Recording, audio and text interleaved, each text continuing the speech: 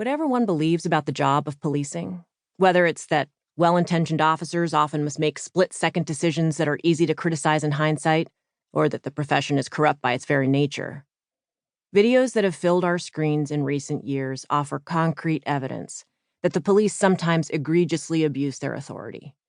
And these videos only scratch the surface of injustices that occur. Before Minneapolis police officer Derek Chauvin knelt on George Floyd's neck on May 25th, 2020, many others died beneath the knees of police officers. Before Louisville police officer Miles Cosgrove fired 16 times into Breonna Taylor's apartment on March 13th, 2020, many others were shot during no-knock police raids. Countless people, disproportionately Black and brown, whose names you've never heard, have been unjustifiably killed, assaulted, arrested, searched, and surveilled by police. Of course, many people have been saved and protected and comforted by police as well. While there may be disagreement about how often police officers abuse their power, hopefully we can agree that police sometimes do abuse their power in ways that leave people dead, hurt, or humiliated, and that when they do, there should be meaningful accountability for law enforcement officers and officials, and justice for their victims.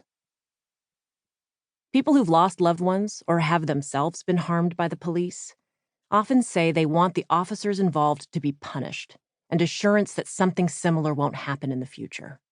That's what Henri Norris and his children and grandchildren wanted as well. In our current system, there are really only 3 paths toward this type of justice, and none is easy to travel. One option is criminal prosecution. Police officers can be arrested, charged with crimes, and sent to prison. If you believe that our prisons are already too full, you may not have much appetite for a solution that puts more people behind bars. But even if some manner of justice could come from the criminal prosecution of a police officer, it rarely does.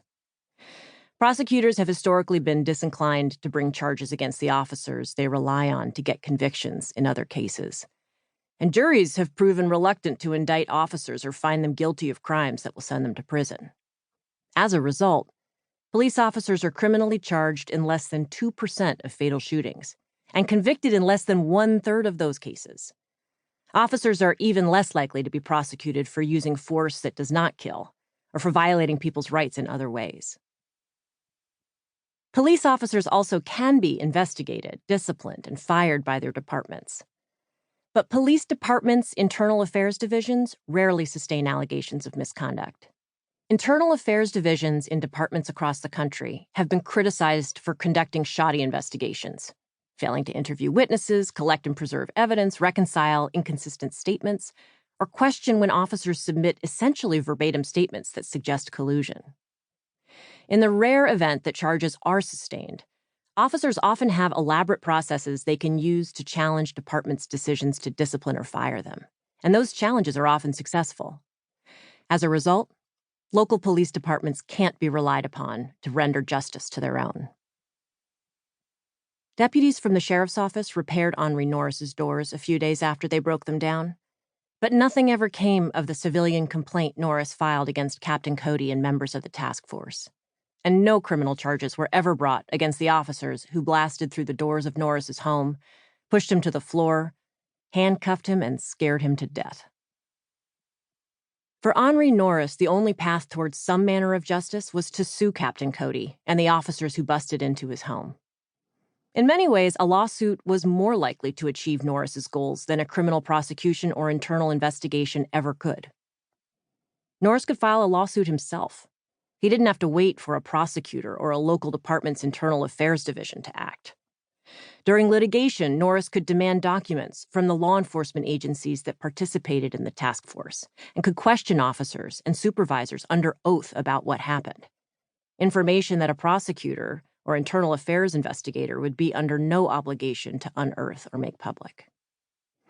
If Norris could prove that the officers violated his constitutional rights, he could be awarded money to compensate him for the pain, fear, and humiliation he felt, a remedy not available from criminal prosecutions or internal affairs investigations. And that money might not only compensate Norris, but also encourage Captain Cody and the rest of the task force to be more